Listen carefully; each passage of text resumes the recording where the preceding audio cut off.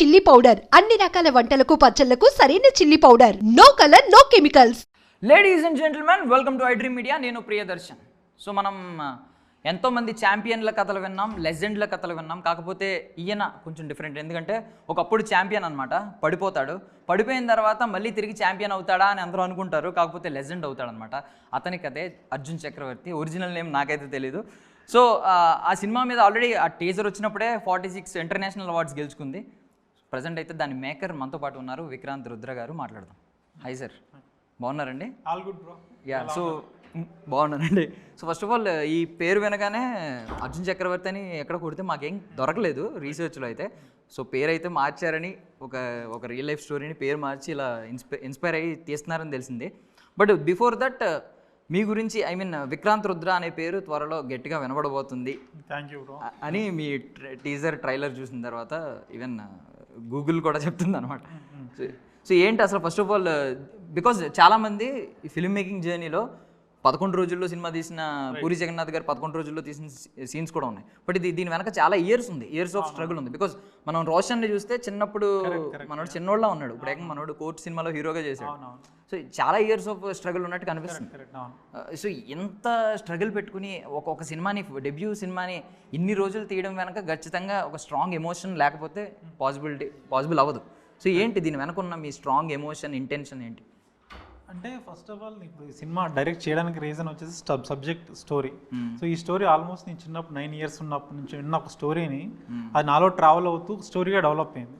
ఈ సబ్జెక్ట్ని ఫిల్మ్ మీద తీసుకొస్తే చాలామందికి రీచ్ అవ్వాలి, చాలామంది ఆడియన్స్ చూడాలి కాంటెంట్ అని వచ్చిన తపనతోటి, ఒక ఎగ్జైట్మెంట్ తోటి తీసిందే ఈ సినిమా అర్జున్ చక్రవర్తి. ఆ స్టోరీయే నన్ను డైరెక్ట్గా చేసింది. సో ఈ సబ్జెక్ట్ ఎందుకు అంత టైం పట్టింది అంటే, ఈ సబ్జెక్ట్ ఇట్ సెల్ఫే అండ్ మేకింగ్ 4.5 years టైం పడుతుంది. ఎందుకంటే క్యారెక్టర్ ప్రొటాగనిస్ట్ ఎవరైతే ఉన్నారో అర్జున్ చక్రవర్తి క్యారెక్టర్ చిన్నప్పటి నుండి అతను ఓల్డ్ ఏజ్ వరకు ఫిల్మ్ పోర్ట్రే చేస్తుంది. సో చిన్నప్పటి నుండి ఓల్డ్ ఏజ్ అంటే ఒక 8 physical వేరియేషన్స్ ఉన్నాయి. సో ఈచ్ వేరియేషన్ ఒక డిఫరెంట్ లైఫ్లో tender age, for example middle age కానీ, యంగర్ ఏజ్ కానీ, ఓల్డర్ ఏజ్ కానీ, అలా సెగ్రిగేట్ చేసుకుంటూ 4-5 things ఉన్నాయి. So each age variation different లుక్లో ఉండాలి. సో ఆ లుక్స్ గురించి కానీ, తర్వాత బాడీ వెయిట్స్ గురించి కానీ, అందువల్ల ఇంత టైం పట్టింది. దాంతోపాటు కొన్ని సీజన్స్ కోసం వెయిట్ చేసాం. లైక్ వింటర్ సీజన్ కోసం, స్నోఫాల్ కోసం, వింటర్ కోసం వెయిట్ చేసాం. కొన్ని రైనీ సీజన్లో షూట్ చేద్దాం అనుకున్నాం, కొన్ని సమ్మర్లో షూట్ చేద్దాం అనుకున్నాం. అలా కొన్ని థింగ్స్ వల్ల ఇలా మొత్తం నేచర్ మీద డిపెండ్ అయ్యారా? కంప్లీట్లీ నేచర్ మీద. ఒరిజినల్ గా మనం నార్మల్ గా కావాలనుకుంటే, వర్షం కావాలంటే వాటర్ ట్యాంకర్ రెయిన్స్ వాడాము, కానీ మోర్ నేచర్ ఇంకా బాగుంటుంది అని రెయిన్ సీజన్ లో తీసుకుంటాం. కొంచెం క్లౌడీ ఎన్వైర్న్మెంట్ ఉంటుంది. ఫర్ ఎగ్జాంపుల్ జనరల్ ఫిల్మ్ చూస్తే బ్యాక్గ్రౌండ్ లో సన్లైట్ ఉంటుంది, సో రెయిన్ ఎఫెక్ట్ వస్తుంది, కొంచెం ఆర్టిఫిషియల్ గా ఉంటుంది. సో మేజర్ గా మీ ఇటువంటి మిస్టేక్స్ చేయకూడదని స్టార్టింగ్ నుంచి ఫిక్స్ అయ్యి కొంచెం క్లౌడీ ఎన్వైర్న్మెంట్ లోనే షూట్ చేయాలి అని ఆ రెయిన్ సీజన్ కోసం కొంచెం వెయిట్ చేసి, ఆ క్లౌడ్ ఎన్వైర్న్మెంట్ కొంచెం ఆర్టిఫిషియల్ రెయిన్ వాడడం, దాంతోపాటు న్యాచురల్ రెయిన్లో కూడా చాలా ఎక్కువ పోర్షన్ షూట్ చేసి. ఓకే, సో మిమ్మల్ని నేను చూడడం ఇదే ఈ ప్రమోషన్స్లోనే ఫస్ట్ టైం చూడడం, బికాజ్ ముందు ఎవరికి అంత ఐడియా లేదు కాబట్టి. సో మీ ఒరిజినల్ లుక్ ఎలాగా ఉంటుందా అంటే, సందీప్ రెడ్డి వంగ గారు సినిమాని బట్టి ఆయన అటైర్ మారుస్తూ ఉంటారు, ఆయన బియర్డ్ ఇది అది అని చెప్పి ఈవెన్ రీల్స్లో ట్రెండ్ అవడం, దాని ద్వారా చూసాం. అర్జున్ రెడ్డి టైంలో అర్జున్ రెడ్డిలా ఉండడం, యానిమల్ టైంకి యానిమల్లా ఉండడం, ఆ గెటప్. సో మీరు కూడా ఏమన్నా కొంచెం సిమిలర్ కైండ్ పోర్ట్రే చేస్తున్నారా? ఇలాగే ఉంటారు ఒరిజినల్? ఓకే, సో ముందు 46 ఇంటర్నేషనల్ అవార్డ్స్ గురించి మాట్లాడుకోవాలి. అది ఆ నెంబర్ మీకు ఇచ్చిన బూస్ట్ మనం ఖచ్చితంగా మేము మాటల్లో వర్ణించలేం. బట్ మార్కెటింగ్ పరంగా ఇలాంటి ఇంటర్నేషనల్ అవార్డ్స్ ఎంతవరకు యూజ్ అవుతున్నాయి? అంటే మార్కెటింగ్ గురించి ఆలోచించే ముందు ఈ సినిమాని ఇంటర్నేషనల్ ఆడియన్స్ తీసుకెళ్లాలనుకున్నాం. ఈ సినిమా ఒక ల్యాండ్స్కేప్ కానీ, తర్వాత సౌండింగ్ వైజ్ కానీ, విజువల్ వైజ్ కానీ కొంచెం ఇంటర్నేషనల్ స్టాండర్డ్లో మెయింటైన్ చేసేలా ఫిల్మ్ మేకింగ్ చేసాం. సో ఈ సినిమాని కొంచెం ఇంటర్నేషనల్ ఆడియన్స్ తీసుకెళ్లాలంటే ఓన్లీ ఒక స్కోప్ మాకు ఫిల్మ్ ఫెస్టివల్స్. సో ఆ పర్టికులర్ పాయింట్ మీద ఫిల్మ్ ఫెస్టివల్ అన్నిటికీ అప్రోచ్ అయిన తర్వాత వాళ్ళు యాక్సెప్ట్ చేశారు. నామినేషన్ స్టేజ్ నుంచి అవార్డ్ స్టేజ్కి వచ్చాయి. చాలా అప్లోస్ వచ్చాయి. వాళ్ళ ఫిల్మ్ అన్ని క్రాఫ్ట్ గురించి, సినిమాటోగ్రఫీ గురించి, మ్యూజిక్ గురించి, డైరెక్షన్ గురించి. ఫస్ట్ టైం ఫిల్మ్ మేకర్గా ఆల్మోస్ట్ నాకే 15 awards వచ్చాయి. సో అలా ఓవరాల్గా 46 awards వచ్చాయి. ఈవెన్ అదర్ కంట్రీస్ డిస్ట్రిబ్యూటర్స్ ఎవరైతే ఉన్నారో వాళ్ళు కూడా అప్రోచ్ అవుతున్నారు. Nice, super. So but thing ఏంటంటే మనం పాస్ట్, ఐ మీన్ కొన్ని పాత సినిమాలు లెక్కేసుకుంటే ఇలా స్పోర్ట్స్ డ్రామాలు వచ్చినప్పుడు మనం స్టార్ వాల్యూ ఉన్నప్పుడు స్పోర్ట్స్ డ్రామా అనేది కొంచెం saleable content. Correct. Star value ఉన్నప్పుడు దానికి బజ్ కూడా అలాగే ఉంటుంది. సో సో ఒక ఫ్రెష్ ఐ మీన్ ఆయన మనకి సుపరిచితులు అయినా కూడా ఒక ప్రోటాగనిస్ట్ గా మనకి ఎక్కడ పరిచయం అవ్వలేదు, ఆయన మీద అంత ఇంపాక్ట్ కూడా లేదు. సో అలాంటి వ్యక్తిని తీసుకురావడం వల్ల ఏంటంటే ఒక ఒరిజినల్ స్టోరీలా అనిపిస్తుంది, లైక్ అర్జున్ చక్రవర్తిని చూసినట్టు అనిపిస్తుంది, ఒక హీరోని చూసినట్టు అనిపిస్తుంది. ఇది ఓకే, ఒక ఫిల్మ్ మేకర్ గా, ఒక I mean genuine film maker గా మీరు చేసిన థింగ్ ఓకే. బట్ మార్కెట్ పరంగా, డబ్బుల పరంగా, ప్రొడ్యూసర్ పరంగా ఆలోచిస్తే ఒక స్టార్ని, కొంచెం స్టార్ వాల్యూ ఉన్న వారిని తీసుకొస్తే బజ్ ఈజీగా క్రియేట్ అవుతుంది. మరి ఎందుకు పర్టికులర్లీ రైట్ క్వశ్చన్ బ్రో. అంటే ఈ ఫిల్మ్కి వచ్చేసి 4.5 years టైం కమిటెడ్గా ఉండాలి, దాంతోపాటు 8 physical వేరియేషన్స్ ఉన్నాయి. సో ఇది ఒక రియల్ ఆనెస్ట్ స్టోరీ తీసుకున్నప్పుడు రియల్ ఫేస్ కావాలి, ఒక ఆనెస్టీగా ఉండాలి కాంటెంట్. ఆల్రెడీ ఒక స్టార్ వాల్యూ ఉన్న పర్సన్ని సినిమాలో ఫిట్ ఇన్ చేస్తే ఆ పర్సన్ చూస్తారు, మీరు కాంటెంట్ని చూడరు. సో ఆటోమేటిక్ ఈ కాంటెంట్ ఎంత ఆనెస్టీగా మేము రాసామో అంత ఆనెస్టీగా ప్రజెంట్ చేయాలనుకున్నాం. దాంతోపాటు ఇంత 4.5 years డెడికేటెడ్గా ఉండాలి. సో దానికోసం ఆడిషన్ చాలామంది చేయగా విజయ్ రామరాజు ఒక రోజు ఆడిషన్కి వచ్చినప్పుడు అతన్ని సెలెక్ట్ చేసిన తర్వాత వర్క్షాప్ చేసి ఒక 6-7 months వర్క్షాప్ చేసి ఫైనల్గా మాకు సెట్ అవుతాడన్న తర్వాత లుక్ టెస్ట్ చేసి అప్పుడు షూట్కి వెళ్ళాం. సో బేసికలీ మీరు ఆడిషన్ చేసినప్పుడు మనిషి యొక్క ఐ మీన్ యాక్టింగ్ ఎంతవరకు చేయగలడు అనేది చూడగలరు. కరెక్ట్, అంతే. డెడికేషన్ ఎంత పెట్టగలడు అనేది మీకు తెలియదు. కరెక్ట్. సో మీరు సెలెక్ట్ చేసుకున్న తర్వాత ఈయన అమ్మో ఇన్ని వేరియేషన్స్ నేను చేయలేను, ఫుడ్ డైట్ చేయాలి, జిమ్ చేయాలి రెగ్యులర్గా, ఇన్ని రోజులు నేను స్పెండ్ చేయాలి అని మధ్యలో డ్రాప్ అయిపోయే వాళ్ళు కూడా ఉంటారు. కరెక్ట్. సో ఎలా జడ్జ్ చేస్తారు ఆ టైం? సో బేసిక్గా చాలా మంది అలానే వెళ్ళిపోయారు కూడా. సో చాలా మంది పిలిచి సబ్జెక్ట్ చెప్పిన తర్వాత వాళ్ళు వచ్చి ఇన్ని డేస్ కమిట్మెంట్ ఉండాలి, దాంతోపాటు వేరియేషన్స్ ఉన్నాయి, మేము చేయలేమని చాలామంది వెళ్ళిపోయారు. బట్ విజయరామ్లో అనిపించింది అంటే తన కళ్ళలో నాకు స్పార్క్ అనిపించింది, ఇతను చేయగలడు అనిపించింది. ఆ తర్వాత వర్క్షాప్ చేసిన తర్వాత నాకు అర్థమైంది ఏంటంటే అతను కమిట్మెంట్ ఉంది, డెడికేషన్ ఉంది. సో మేము ఒక 2 months ఒక అగ్రిమెంట్కి వచ్చాం. 2 monthsలో మనం ట్రావెల్ అవుదాం, ఇది వర్కౌట్ అయిందంటే ఓకే, లేదంటే ఈ జర్నీ ఇక్కడ ఆపేద్దాం అని డిసైడ్ అయిపోయి మేము ట్రావెలింగ్ స్టార్ట్ చేసాం. ఆ ట్రావెలింగ్లో నాకు అర్థమైంది చాలా డెడికేటెడ్గా వర్క్ చేయగలుగుతాడు, దాంతోపాటు ఫిల్మ్కి ఏది రిక్వైర్మెంటో అది ఖచ్చితంగా తను డెలివర్ చేయగలని నమ్మిన తర్వాతనే మేము ప్రాజెక్ట్లో దిగాం. సూపర్. అంటే బేసికల్లీ మేము మీ చాయిస్కి వహవా అనాలి. థింగ్ ఏంటంటే ఆయన చాలా బాగా చేశారు.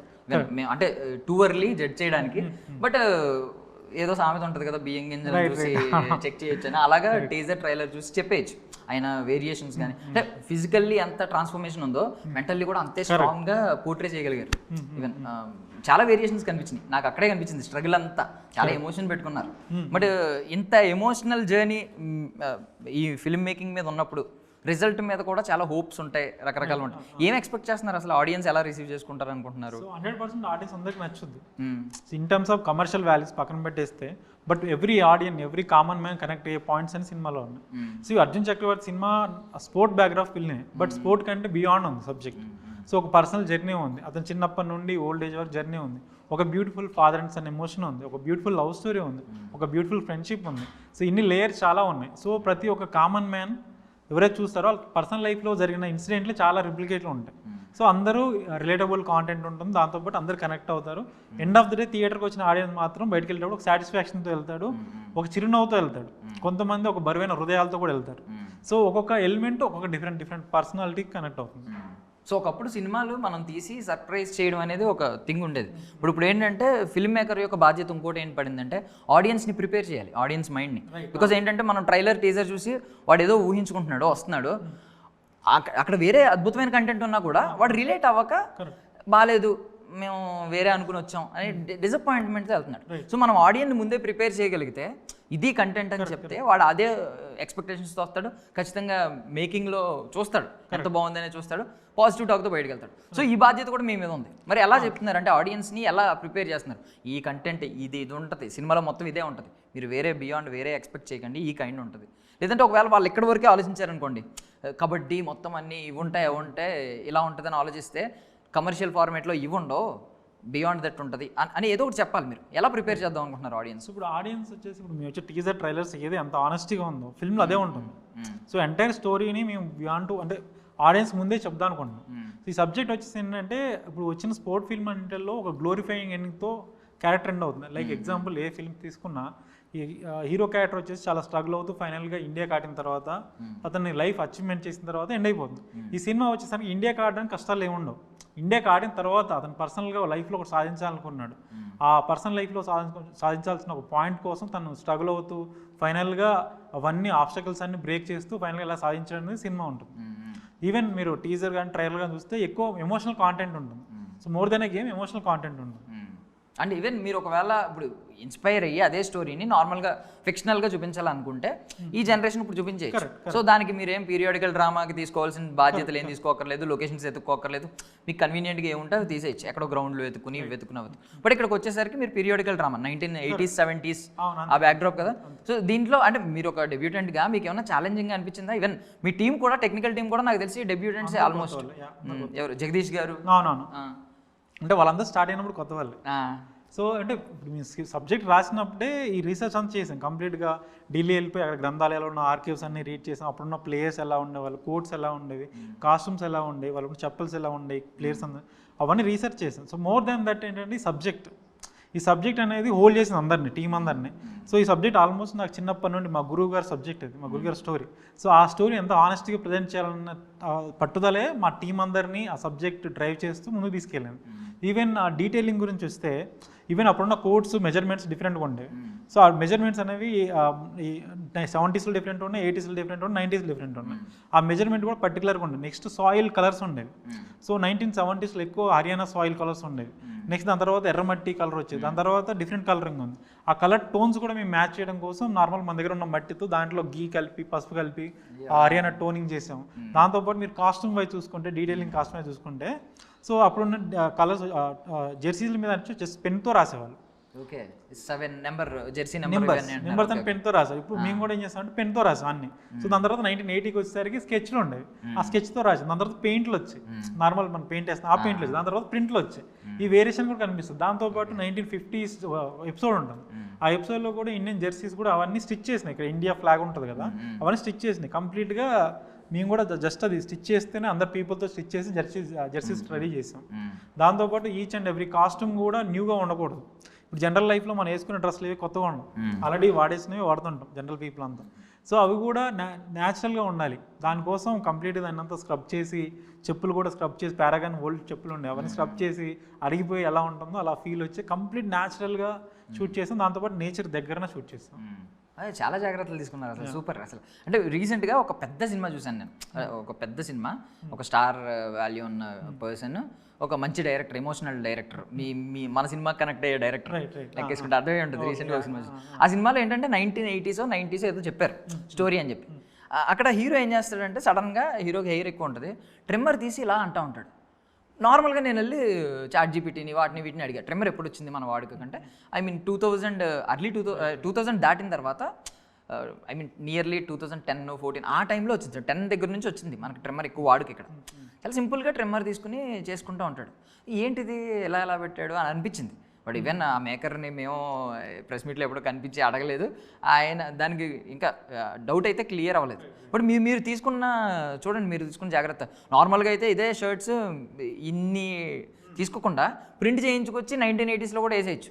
ఇది ఎవరికి ఐడియా కూడా ఉండదు మీరు చెప్పేదాకా. ఇంత డీటెయిల్గా ఎవడో ఆలోచించరు కదా, 1980sలో ప్రింటింగ్ ఉందా అని ఎవడో ఆలోచించరు. మామూలుగా జెర్సీలు వేసుకునే ఆడతారు ఎవరు ఆడినా కూడా.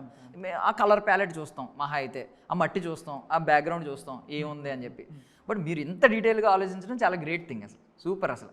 సో మాకు వచ్చిన ఛాలెంజ్ ఏంటంటే అవన్నీ పెన్స్తో రాయడం వల్ల స్వెట్ అవడంతో మొత్తం కరిగిపోయండి. సో అప్పుడున్న ప్యాటర్న్ ఆఫ్ జెర్సీస్ కూడా అన్ని గోధుమ కలర్ ఉండే, కొంచెం వైట్స్ గోధుమ కలర్ ఉండడం వల్ల అన్ని క్లియర్ కనిపించింది. దానికోసం డబుల్ కాస్ట్యూమ్స్ చేంజ్ చేయడం, తర్వాత అంటే ఒక కాస్ట్యూమ్కి ఒక 5 pairs పెట్టుకునే వాళ్ళం. సో అలా చేస్తాం. దాంతోపాటు సినిమాటోగ్రఫీ గురించి వస్తే, సినిమాటోగ్రఫీ కూడా మేము డిఏలో ఏం లట్స్ వాడకుండా న్యాచురల్గా రావాలి అవుట్పుట్ అనేది. సో మీ లొకేషన్స్ కూడా అలా తీసుకున్నాం. ఫర్ ఎగ్జాంపుల్ చైల్డ్హుడ్ ఎపిసోడ్ అంటే రస్టిక్గా ప్రజెంట్ చేయాలి. కొంచెం మిడిల్ ఏజ్కి వచ్చినప్పుడు అతనికి లవ్ స్టోరీ ఉంటుంది, ఒక టెండర్నెస్ ఉంటుంది. సో దాన్ని కొంచెం బ్రీజ్గా ప్రజెంట్ చేయాలి. తర్వాత కొంచెం మిడిల్ ఏజ్ వచ్చేసరికి కొంచెం రస్టిక్గా ప్రజెంట్ చేయాలి. సో ఇలా ప్రజెంట్ చేయాలన్నప్పుడు ఆటోమేటిక్గా ఏంటంటే జనరల్గా అందరూ లట్స్ చేస్తారు డిఏలో. అలా మేము చేయకూడదు, న్యాచురల్గా అచీవ్ చేయాలని చైల్డ్హుడ్ అంతా సమ్మర్లో షూట్ చేసాం. సమ్మర్ కోసం వెయిట్ చేసి మొత్తం డ్రై ఉంటాయి కదా, ఆ డ్రై ల్యాండ్స్కేప్లో షూట్ చేస్తాం. దాంతోపాటు లవ్ స్టోరీ వచ్చేసరికి కొంచెం బ్రీజీనెస్ కావాలి. బ్రీజీనెస్ కొంచెం క్లౌడీ ఎన్వైర్న్మెంట్లో రెయిన్స్ వచ్చే టైంలో షూట్ చేసాం. దాంతోపాటు మిడిల్ ఏజ్ వచ్చేసరికి కొంచెం డ్రై ఉండాలి, దాంతోపాటు టెండర్నెస్ ఉండాలి, రెండు మిక్స్ చేసి ఉండాలి. కలర్ టోన్స్, బ్రౌన్ టోన్స్ ఉండాలి. ఆ టోన్స్ కోసం ఆర్కిటెక్చర్ కోసం చాలా విలేజెస్, ఆల్మోస్ట్ 80-90 విలేజెస్ వెళ్ళిపోయి షూట్ చేసాం. ఒక చిన్న బిట్స్ కూడా 80 విలేజెస్ షూట్ చేసాం. సో ఇప్పుడు మీరు అడ్మిషన్ తీసుకున్నారు టీఎఫ్ఐలో ఒక డైరెక్టర్గా, right. But before that me journey చాలా ఉంటుంది యా. వెనకాల. అట్లీస్ట్ మీరు యాక్టివ్ పార్ట్ కాకపోయినా లెర్నింగ్ స్టేజ్లో ఉండడం, నేర్చుకుంటూ ఉండడం, మీరు స్ట్రగుల్ అవుతూ ఉండడం. ఎన్ని ఇయర్స్ ఉందండి బ్యాక్? అసలు నాకు స్ట్రగుల్ అంటే ఇండస్ట్రీలో వచ్చి నాకు స్ట్రగుల్ లేదండి. నేను రైట్ ఇండస్ట్రీలో అడుగుపెట్టిన 1 monthలో సినిమా ఓకే. అబ్బా సూపర్. దానికి ముందు నేను ఎక్కడ వర్క్ చేయలేదు, ఏం చేయలేదు. డైరెక్ట్ నేను నేర్చుకున్న వర్క్ అంతా కంప్లీట్ ఫిల్మ్ చూసి నేర్చుకున్నాను. సో ఆన్లైన్లో ఉన్న రీసోర్సెస్ కానీ అవన్నీ రీడ్ చేయడం, నాకు ఇన్స్పిరేషన్ ఉన్న డైరెక్టర్ మణిరత్నం గారు కానీ, క్రిష్ గారు కానీ, వాళ్ళ వర్క్స్ అయితే ఉంటాయో ఆ వర్క్స్ అని నేను అనలైజ్ చేయడం, వాళ్ళు ఎందుకు అలా తీశారు, పర్టికులర్ డైలాగ్ ఎందుకు వాడారు, ఆ పర్టికులర్ షాట్ ఎందుకు వాడారు, అవన్నీ రీసెర్చ్ చేస్తూ వాళ్ళ మెటఫర్స్ ఎందుకు వాడారు అవన్నీ డీటెయిలింగ్ చేస్తూ అనాలిసిస్ చేసి నేనైతే ఎలా తీస్తాను ఆ సీన్ 2 కంపేర్ చేసి అలా రాసుకునేవాడిని. సో అలా నేను లెర్నింగ్ చేసుకున్నాను. నాకు ఇండస్ట్రీ స్ట్రగుల్ అంటే ఏం లేదు.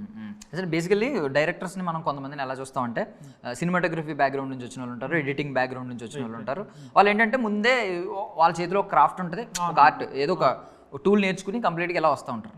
కొంతమంది ఏంటంటే వాళ్ళు ఇప్పటికీ కూడా ఇయర్స్ ఆఫ్ ఎక్స్పీరియన్స్ ఉన్న పెద్ద పెద్ద సూపర్ హిట్లు తీసినా కూడా కమర్షియల్ బ్లాక్ బస్టర్లో వాళ్ళకి టెక్నికల్ నాలెడ్జ్ నేర్చుకోరు. ఎందుకంటే డైరెక్టర్ డ్యూటీ ఏంటంటే వాడు క్లియర్లీ ఎక్స్ప్రెస్ చేయగలిగితే మైండ్లో ఏముందో మన టెక్నీషియన్కి అర్థమయ్యేలా టెక్నీషియన్ దాన్ని కరెక్ట్గా తీయగలుగుతారు. సింక్ అయితే చాలు. డైరెక్టర్ అనేది ఏంటంటే ఆల్ క్రాఫ్ట్స్ని తను హోల్డ్ చేసుకోవడం, మేనేజ్ చేయడం, తను నేర్చుకోవాల్సిన అవసరం లేదు. కెమెరా మీరు పెట్టి యాంగిల్ పెట్టాల్సిన అవసరం లేదు. మీరు కూడా అదే పందాలో వెళ్తూ ఉంటారా? లేదు మనం కూడా నేర్చుకోవాలి, అన్ని కెమెరా నేర్చుకుందాం, ఒక పక్క నుంచి ఎడిటింగ్ నేర్చుకుందాం అనే మైండ్లో ఏమైనా ఉన్నారు? టెక్నికల్ వర్క్ అంటే సెన్సిటివిటీ, దాని బేసిక్ సెన్సిబిలిటీ ఏదైతే ఉన్నాయో అవి నేర్చుకోవాలి. ఫర్ ఎగ్జాంపుల్ ఇప్పుడు కెమెరా గురించి వస్తే, కెమెరా ఎందుకు మూవ్ అవ్వాలి, స్టడీకి ఎందుకు పెట్టాలి, కెమెరా ఎందుకు మూవ్ అవ్వాలి, డచ్ యాంగిల్ ఎందుకు వాడాలి, తర్వాత టాప్ యాంగిల్ ఎందుకు వాడాలి. సో కెమెరా అనేది లైక్ ఐ ట్రీట్ యాజ్ కెమెరాని క్యారెక్టర్లా ట్రీట్ చేస్తాం. ఇఫ్ మీరు ఎమోషన్ ఫీల్ అవుతుంది కెమెరా కూడా ఫీల్ అవ్వాలి. కెమెరా ఫీల్ అవ్వాలి, కెమెరా మూవ్మెంట్ ఇవ్వాలి. So for example Dutch angle వాడు ఎందుకు రిప్రజెంట్ చేస్తాం అంటే సంథింగ్ ఏదో బియాండ్ జరగబోతుంది, అతను వాడి లైఫ్లో ఉన్న పాయింట్ నుంచి డైవర్ట్ అయిపోయి డిఫరెంట్ జోన్లోకి వెళ్ళిపోతున్నాడు అటువంటి రిప్రజెంటేషన్ కోసం. లేకుంటే ఇప్పుడు టెక్నికల్ ఆస్పెక్ట్స్ అనేవి కెమెరా లెన్స్ ఇవన్నీ అవసరం లేదు, బట్ కెమెరా నువ్వు ఎలా వాడుతున్నావు అనేది ఇంపార్టెంట్ డైరెక్టర్కి. ఓకే. సో నార్మల్గా ఒక్కొక్కరికి ఒక్కొక్క స్టైల్, ఈవెన్ షెఫ్ అయినా ఫిల్మ్ మేకర్ అయినా వాళ్ళకి ఒక స్పెషల్ సిగ్నేచర్, లైక్ ఏమంటారంటే ఒక సీక్రెట్ సాస్ ఉంటుంది వాళ్ళ దగ్గర. అప్పుడే కదా మ్యాజిక్ ఉంటుంది. కొంతమంది ఏమంటారు వీళ్ళ చేత్తో వండితే ఏదో మ్యాజిక్ ఉంటుంది అంటారు. ఒక సీక్రెట్ సాస్ ఉంటుంది, అది అందరికీ తెలియదు ఆ ఫార్ములా ఏంటనేది. అంటే ఇంగ్రీడియంట్స్ అనే కాదు, ఏ టైంలో వేయాలి, ఏ టైంలో ఎలా చేయాలి. ఈవెన్ మేకర్ కూడా అంతే. మీకు సందీప్ రెడ్డి వంగ గారిది కొన్ని ఎడిటింగ్లో కానీ, ఎడిటింగ్ ప్యాటర్న్ కానీ, మూవీ సీక్వెన్స్ కానీ బట్టి ఆయనది ఒక డిఫరెంట్ ఫార్ములా ఉంది అని అనిపిస్తుంది. నాకు ఏమనిపించింది అంటే అర్జున్ రెడ్డి యానిమల్ సినిమాల్లో interval shot over the top వచ్చేస్తుంది, ఇద్దరు పడుకునే ఉంటారు. అర్జున్ రెడ్డిలో మత్తులోకి వెళ్ళిపోయి సుస్సు పోసుకుంటాడు, యానిమల్లో మొత్తం బుల్లెట్లు అన్ని దిగిన తర్వాత ఇలా పడి అందరినీ కాల్ చేసి ఇలా పడతాడు, ఓవర్ ద టాప్ షాటే, 2 ఇంటర్వెల్ అక్కడే పడుతుంది బ్యాంగ్. సో అలా ఏదో ఒక సిగ్నేచర్ మూమెంట్ కానీ ఒక సీక్రెట్ సాస్ కానీ ఉంటుంది. సో మీ సీక్రెట్ సాస్ ఏంటంటే సినిమా ఇది నా సినిమా, రేపొద్దున ఎస్ఎస్ రాజమౌళి స్టాంప్ ఎలా పడుతుంది అలా స్టాంప్ పడకపోయినా కూడా అరే ఇది విక్రాంత్ రుద్ర సినిమా అంటే రేపొద్దున ఫ్యూచర్ జనరేషన్స్ అనుకోవాలంటే ఏముంటుంది అలాగే? అంటే బేసిక్గా ఎమోషనల్ డ్రైవ్ ఫిల్మ్లో సినిమాని తీసుకెళ్ళి ఇప్పుడు ఈ సినిమానే కాదు, రేపొద్దున ఇంకొక సినిమా తీశారు, జానరా మార్చారు, కమర్షియల్ ఫార్మాట్కి వెళ్ళిపోయారు కంప్లీట్గా అనుకోండి. బట్ ఏదో ఒక పర్టికులర్ ప్యాటర్న్ మాత్రం, పర్టికులర్ ప్యాటర్న్ అటువంటిది ఏం డిసైడ్ అవ్వలేదు. జనరల్ మీరు సినిమా చూస్తే మీకు తెలుస్తుందేమో. సో యాజ్ అ డైరెక్టర్గా నేను ఈచ్ అండ్ ఎవ్రీ స్టోరీని డిఫరెంట్ అప్రోచ్ అవుతాను. ఓకే, మేబీ నా సెన్సిబిలిటీస్ అందులో రావచ్చు, మీకు అది రిప్లికా అనిపించవచ్చు, బట్ అదేంటనేది అది లేదు, మీరు చూసి చెప్పండి. మేబీ ఆడియన్సే వ్యూవర్సే కొంచెం చూసి ఇది ఎందుకంటే every director each and every subject అనేది న్యూగా ట్రీట్ చేస్తారు, దాని అప్రోచ్ న్యూగా ఉంటుంది. సో యాజ్ ఇప్పుడు నేను ఈ సినిమా తీసాను, నెక్స్ట్ సినిమా యాక్షన్ ఫిల్మ్ తీయబోతున్నా, లేకుంటే గ్యాంగ్స్టర్ డ్రామా తీయబోతున్నా, అది అప్రోచ్ వేరే ఉంటుంది. మేబీ సెన్సిబిలిటీస్ మ్యాచ్ అవుతాయి. సో ఆ సెన్సిబిలిటీస్ మీరు అన్న ఏదో టచ్ అంటున్నారు, సో అదేంటో మాకు తెలియదు, మీరే చెప్పాలి. ఓకే చూసిన తర్వాత వెళ్తాం దాని గురించి. ఇప్పుడు కబడ్డీ తీసుకోవడానికి ఏంటంటే రీజన్ అంటే మనం ఇది మన ఆర్ స్పోర్ట్ ఇది. అవునవును. ఈవెన్ హాకీ మీద సినిమా వచ్చింది, హాకీలో మనం టాప్ బాగానే ఉన్నాం, హాకీ మీద చెక్ ది ఇండియా లాంటి మంచి మంచి సినిమాలు వచ్చినాయి. క్రికెట్ మీద మొన్న జెర్సీ వచ్చింది. ఓకే, క్రికెట్ మన స్పోర్ట్ కాకపోయినా ఇక్కడ బజ్ ఉన్న స్పోర్ట్ కాబట్టి కబడ్డీ అనేది ఏంటంటే బజ్ మన తెలుగు రాష్ట్రాల్లో బాగుంటుంది. బట్ ఏంటంటే దాని మీద మళ్ళీ లైమ్ లైట్ పడడం అనేది కరెక్ట్ గుర్తు చేసినట్టు అయింది. ఇది ప్రో కబడ్డీ వచ్చిన తర్వాత మళ్ళీ కబడ్డీ అనేది ఒక తెలియకుండా ఎమోషన్ వచ్చింది. అందరూ వాళ్ళ ఇంటర్ కరిక్యులర్ ఉంటాయి కదండి, ఇంటర్ కల్చరల్ గేమ్స్, వాటిలో కబడ్డీ మళ్ళీ పెట్టి స్టార్ట్ చేశారు గుర్తు రావడం వల్ల. ఇప్పుడు అదే మన కబడ్డీని మళ్ళీ మనకు గుర్తు చేయాలి అనే ఏమన్నా ఇంటెన్షన్ ఉందా ఇది తీసుకోవడం వల్ల? అంటే కబడ్డీ గురించి కాదు ఇంటెన్షన్. సో ఆ స్టోరీ చెప్పాలి అనేది, ఆ పర్సన్ స్టోరీ చెప్పాలనేది ఇంటెన్షన్. ఆ స్టోరీ అనేది ప్రపంచానికి తెలియాలి, లార్జర్ పీపుల్ తెలియాలి, అదే ఇంటెన్షన్ సినిమా తీసి. సో ఈ గేమ్ గురించి చెప్పాలని కాదు, it's beyond the game cinema అనేది.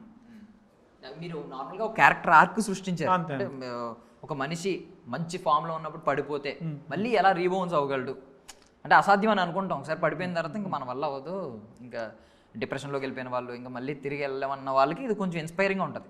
ఒక స్ట్రాంగ్ పవర్ఫుల్ క్యారెక్టర్ మీరు రాసింది.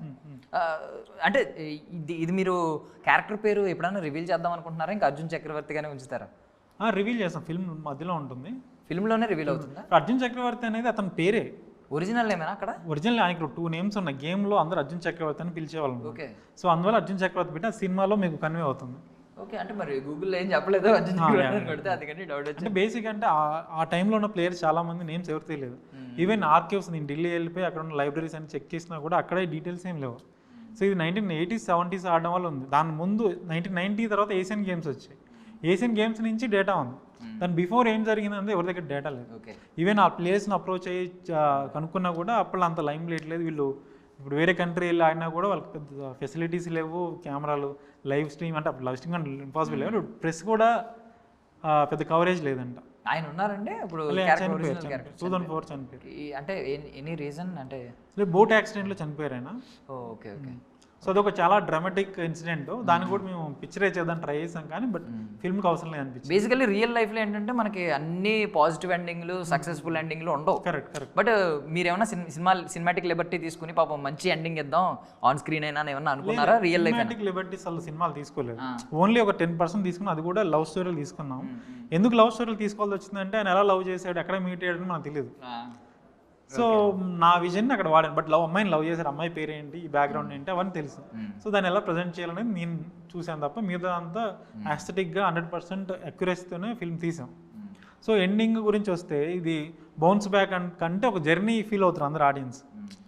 ఇప్పుడు చాలామంది లైఫ్లో ఇప్పుడు చాలా కుటుంబాల్లో ఏదో సాధించాలనుకుంటారు, చాలామంది పీపుల్ ఉంటారు, కామన్ పీపుల్, కానీ వాళ్ళ ఫ్యామిలీ బ్యాక్గ్రౌండ్ వల్ల కానీ, ఫినాన్షియల్ బ్యాక్గ్రౌండ్ వల్ల కానీ, తర్వాత చుట్టుపక్కల వల్ల అతన్ని డిస్కరేజ్ చేయడం వల్ల కానీ ఆగిపోతారు. అటువంటి పీపుల్ చూసినప్పుడు ఈ బ్యారియర్స్ కూడా మనం బ్రేక్ చేసి బయటికి రావచ్చు అనే ఒక స్పిరిట్ అవుతుందో, ఆ స్పిరిట్ సినిమా ఇస్తుంది. So what you mean by success అండి? అంటే మీరు ఒక మంచి ఎమోషనల్ సినిమా తీశారు కాబట్టి ఈ స్టోరీ నుంచి, ఐ మీన్ రియల్ స్టోరీ మీరు విన్నప్పుడే ఒక కొంచెం లైఫ్ లెసన్స్ నేర్చుకుని ఉంటారు. సక్సెస్ అంటే ఇది అని చెప్పి మీరు ఏం డిఫైన్ చేస్తారు అర్జున్ చక్రవర్తి నుండి? అంటే సక్సెస్ డిఫైన్ ఏం చేయట్లేదు సినిమాలో. సో ఆయన స్టోరీ విన్నప్పుడు నా చిన్నప్పుడు నాకు అర్థం కాలేదు, కానీ బట్ నేను పెరిగిన తర్వాత నాకు అర్థమైంది. అంటే మన లైఫ్లో మనం ఏం ఫేస్ చేయలేదు, బట్ ఆయన ఫేస్ చేసిందో కంపేర్ చేస్తే మనం 0.01% కూడా మనం ఫేస్ చేసినాం. అటువంటి ఫేస్ చేస్తూ అన్ని ఆబ్స్టకిల్స్ బ్రేక్ చేస్తూ ఆయన అనుకున్న పాయింట్ మీద స్ట్రాంగ్గా నిలబడి పొలిటికల్గా కానీ తర్వాత అదర్ థింగ్స్ అయినా అతన్ని డౌన్ చేస్తున్నా కూడా దానికోసం ఫైట్ చేసి ఫైనల్గా అతను అనుకున్నది ఎలా సాధించాడని ఒక పాయింట్ ఇన్స్పైర్ అయింది. సో ఆ సబ్జెక్ట్ని చెప్పడానికి ట్రై చేస్తాం. మీ పర్సనల్ లెర్నింగ్ ఏంటి అంటే సక్సెస్ గురించి? సక్సెస్ గురించి అంటే ఇలానే కాదు, సినిమా స్టోరీ నుంచేనే కాదు, రియల్ లైఫ్లో మీరు ఇప్పుడు ఈ సినిమాకి పడ్డ స్ట్రగుల్స్ ఉంటాయి, 3-4 years అంతా పడి ఉంటుంది కదా, అంత ఈజీ థింగ్ ఏం కాదు. 6 years అంటే తక్కువ, అది మాస్టర్ డిగ్రీ కంటే మాస్టర్ డిగ్రీ రెండు కలిపి చేసినట్టు, అండర్ గ్రాడ్యుయేట్ పోస్ట్ గ్రాడ్యుయేట్ చేసినట్టు. సో అంత స్ట్రగుల్ పెట్టినప్పుడు మీ లెర్నింగ్స్ ఉంటాయి చాలా. ఒక లెర్నింగ్ చెప్పండి, ఏం నేర్చుకున్నారు ఫిల్మ్ ఇండస్ట్రీ గురించి? కానీ అంటే ఫిల్మ్ ఇండస్ట్రీ గురించి పక్కన పెడితే ఫిల్మ్ మేకింగ్ నేర్చుకున్నాను. అంటే సినిమాని ఎలా చూడొచ్చు, ఏ పర్స్పెక్టివ్లో చూడొచ్చు, ఇప్పుడు అది వేరే డిఫరెంట్ యాంగిల్లో కన్వే చేయొచ్చు పాయింట్ని. సో ఈ సినిమా షూట్ ముందు నేను కెమెరా కూడా చూడలేదు, ఈవెన్ డిఎస్ఎల్ కెమెరా నేను టచ్ కూడా చేయలేదు. సో ఈ ఫిల్మ్ స్టార్ట్ చేసినప్పటి నుంచి కెమెరా ఎలా వాడాలి, తర్వాత ప్రొడక్షన్ డిజైన్ ఎలా వాడాలి, యాక్టర్స్తో పర్ఫార్మెన్స్ ఎలా తీసుకురావాలి, ఈవెన్ ఇప్పుడు క్లోజ్అప్ షాట్ వెళ్ళినప్పుడు, తర్వాత వైట్ షాట్కి వెళ్ళినప్పుడు యాక్టర్స్ పర్ఫార్మెన్స్ ఎలా కనిపించాలి, ఈవెన్ లొకేషన్స్ ఎలా పోర్ట్రే చేయాలి, దాంతోపాటు చాలా మెటఫర్స్ వాడాం. ఈవెన్ వీ యూజ్ ఫైర్ వాడాం, తర్వాత సుభాష్ చంద్రబోస్ గారు స్టాచ్యూ వాడాం, ఇండియన్ ఫ్లాగ్ వాడాం, తర్వాత ఓల్డెన్ టైమ్స్ రజాకార్స్ టైమ్స్లో ఉన్న స్టోన్స్ అవి ఉండేవి, అది యూజ్ చేసాం, రెయిన్ వాడాం. సో ఇలా చాలా లాట్ ఆఫ్ మెటఫర్స్ వాడి ఈ మెటఫర్స్ని ఎలా మన స్టోరీతో ఎలా కనెక్ట్ చేసాం, ఈచ్ అండ్ ఎవ్రీ ఫ్రేమ్లో దాన్ని ఎలా ఫీల్ చేయగలుగుతాం. సో ఈ పాయింట్స్ మీద వెళ్ళిపోయింది. దీంతోపాటు ఇది నాకు 6 years జర్నీ అనేది ఒక 3-4 ఫిల్మ్స్ చేసిన ఎక్స్పీరియన్స్ మాత్రం నాకు ఇచ్చింది. సో నెక్స్ట్ టైం తీసినప్పుడు నేను చేసిన మిస్టేక్స్ కానీ ఇంత టైం టేకింగ్ కానీ అవన్నీ డౌన్ అవుతాయి. So what's your life philosophy అండి? లైఫ్ ఫిలాసఫీ ఏం లేదు, ఎవ్రీథింగ్ మనం మిస్టేక్ చేస్తాం, నేర్చుకుంటాం, అంతే. ఈవెన్ అర్జున్ చక్రవర్తి కూడా అదే చెప్తున్నాడేమో అనిపిస్తుంది నాకు, ఆ ట్రైలర్ టీజర్ చూసి, right? Thank you so every much. లైఫ్లో జరిగే ఇన్సిడెంట్స్ సినిమాలో ఉంటాయి. ఇది ఒక జస్ట్ ఒక డిఫరెంట్ ఒక మీకు ఆల్టర్నేట్ వరల్డ్లో ఉండదు. మన పర్సనల్ లైఫ్లో జరిగే ఇన్సిడెంట్స్ అవుతుంది, ఆ ఇన్సిడెంట్ని నేను డిఫరెంట్గా ప్రజెంట్ చేస్తాను. సో ఎవ్రీ వన్ రిలేట్ అవుతారు కాంటెంట్కి. సో ఐ విష్ ఈ సినిమా తర్వాత విక్రాంత్ రుద్ర, విజయ్ రామరాజు పేర్లు మారు మ్రోగాలని నేను మనస్ఫూర్తిగా కోరుకుంటున్నాను. I wish you all success అండి. Thank you so much for your valuable time. That's all for now. This is Darshan signing of.